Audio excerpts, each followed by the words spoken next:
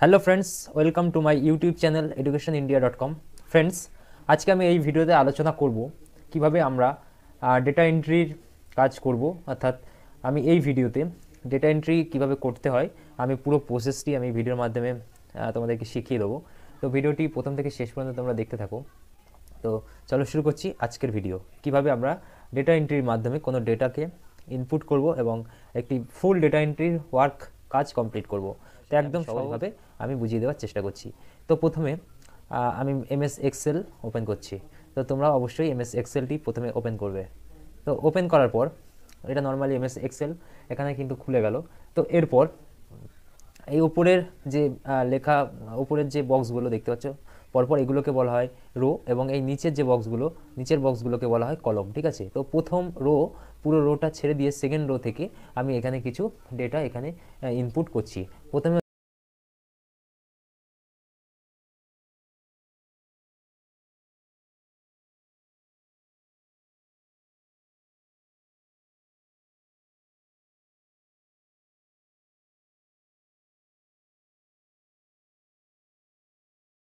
তো তোমরা দেখতে পাচ্ছ এখানে কিন্তু আমি কিছু ডেটা এখানে ইনপুট করে নিয়েছি। তো ডেটা ইনপুট করার পর আমি এখানে যেটি করব, এই লেখাগুলোকে আমি এখানে মাঝামাঝি বরাবর করব, অর্থাৎ মিডিল পয়েন্টে করব। ঠিক আছে, তো সেটি আমি করছি, তোমরা দেখে নাও। এইভাবে তোমরা কিন্তু ডেটা এন্ট্রির কাজ খুব সহজেই তোমরা কমপ্লিট করতে পারবে। ঠিক আছে, তো এটাকে পুরো লেখাটাকে প্রথমে সিলেক্ট করতে হবে। সিলেক্ট করার পর হোম অপশানে যেতে হবে, গিয়ে এখানে মিডিল অ্যালাইন এবং এটা হচ্ছে centre. Okay, middle align and centre করলে কিন্তু এটা প্রত্যেক লেখা কিন্তু সেন্টার হবে এবং মিডিল পয়েন্টে বসবে। ঠিক আছে, এবারে প্রথম রো আমরা এটাকে কি করব, এটার আমরা একটা নাম দেব।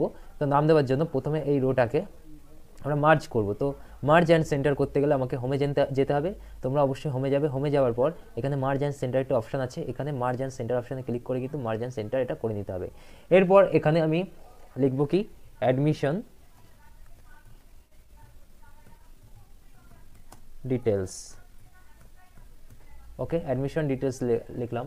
তো লেখার পর আমি এই লেখাটাকে একটু বোল্ড করব, অর্থাৎ একটু মোটা করব, এবং এর যে সাইজ আছে, ফন্ট সাইজ, সেই ফন্ট সাইজটা আমি একটু নর্মালি বাড়িয়ে নিলাম। ঠিক আছে, তো বাড়িয়ে নেওয়ার পর এরপর আমার নিচের যে বক্সগুলো আছে আমি এগুলোকে কিন্তু আমি এখানে বাড়িয়ে নেবো। ঠিক আছে, তো এখানে প্রথমে হচ্ছে বোল্ড করলাম।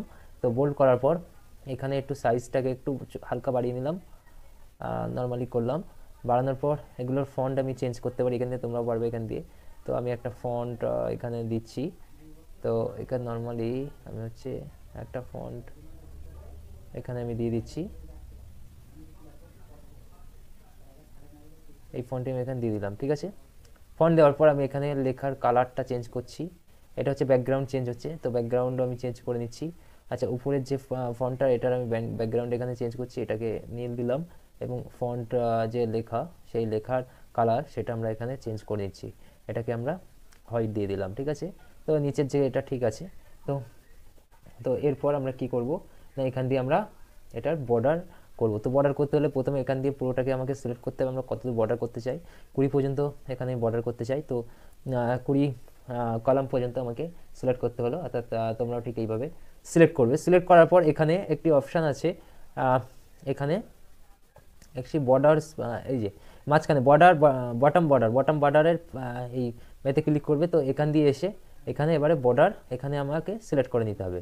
ঠিক আছে, তো এখানে আমরা অল বর্ডার অপশানে ক্লিক করলাম। ঠিক আছে, তো এটা পুরোটা কিন্তু একটা বর্ডার বা একটা ছোটো কিন্তু একটা লিস্ট মতো হয়ে গেল। ঠিক আছে, তো এটি করার পর আমি তোমাদেরকে এখানে দেখাবো কিছু সিরিয়াল নাম্বার, এখানে নর্মালি এক্সেলে যেটি করতে হয়।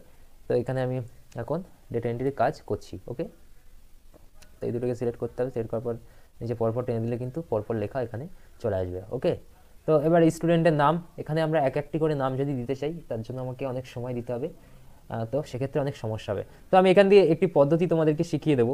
তো অবশ্যই এই পদ্ধতি তোমরা যদি অ্যাপ্লাই করতে পারো তাহলে ডেটা এন্ট্রির কাজ খুব সহজেই তোমরা করতে পারবে। তার জন্য তোমাদের এখানে ফাইল, আমার যেহেতু এক্সেলের এটা সম্ভবত 2021-এর ভার্সান আছে, তো 21-এর পরের ভার্সানে এই সিস্টেমটা এসেছে, এবং 21-এর আগের ভার্সানে সম্ভবত একটু অন্য সিস্টেম ছিল, এখানে ফোল্ডার বা কিছু বলে একটা অপশান ছিল, সেই মাধ্যমে করতে হতো। তো 21-এর পরের এক্সেলগুলোতে এই সিস্টেমটি এসছে, সেটি হলো ফাইলে যেতে হবে। অর্থাৎ এই সাইড অপশানে ক্লিক করতে হবে। সাইড অপশানে ক্লিক করার পর আর এখানে অপশানস বলে একটি অপশান থাকবে, অপশানস অপশানে ক্লিক করতে হবে। অপশানস অপশানে ক্লিক করার পর এখানে আসতে হবে, আসার পর কাস্টমাইজ রিবন অপশানে ক্লিক করতে হবে। এখান দিয়ে ওটা কিন্তু সিলেক্ট করতে হবে অল কমেন্টস অপশানে ক্লিক করতে হবে। ক্লিক করার পর এখান দিয়ে খুঁজতে হবে কি ফর্মস একটি অপশান আছে।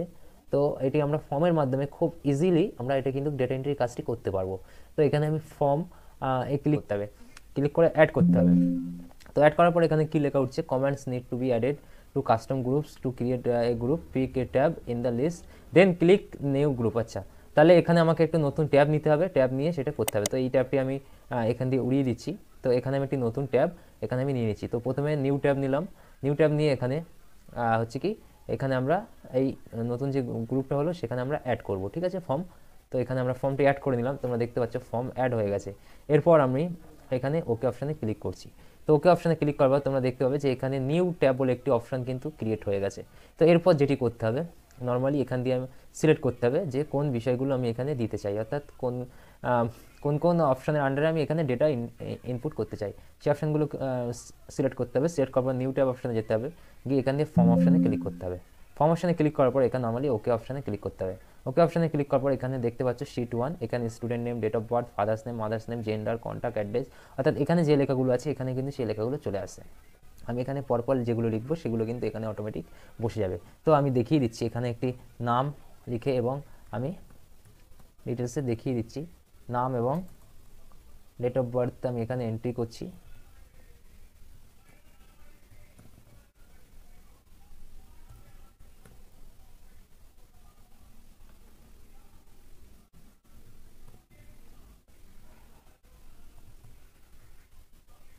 কন্ট্যাক্ট নাম্বার একটা দিয়ে দিলাম এখানে, আমি জাস্ট বোঝানোর জন্য করছি। তো এইটি হচ্ছে কিন্তু আমি একটি ফর্ম এখানে ফিল আপ করলাম, ঠিক আছে, অর্থাৎ এখানে ডেটা এন্ট্রির কাজ একটা করলাম। এরপর এন্টার অপশানে ক্লিক করতে হবে। তোমরা দেখতে পাচ্ছি এখানে কিন্তু স্টুডেন্ট নেম আমি যেগুলো লিখেছিলাম এখানে সেগুলো কিন্তু এখানে পরপর বসে গেছে। তো নেক্সট আমি আরেকটি ডেটা আমি এখানে ইনপুট করছি। 4/1999। ফাদার্স নেম দিলাম হচ্ছে কি রতন অ্যান্ড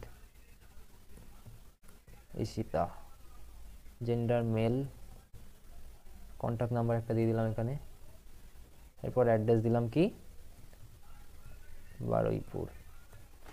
দেওয়ার পর এন্টার অপশানে ক্লিক করলাম। তোমরা দেখতে পাচ্ছ এখানে কিন্তু পরের ডেটা এখানে বসে গেছে, ঠিক আছে, অটোমেটিক বসে গেছে। আরেকটি ডেটা আমি এখানে ইনপুট করছি, Rubina, date of birth 3/4/1999, father's name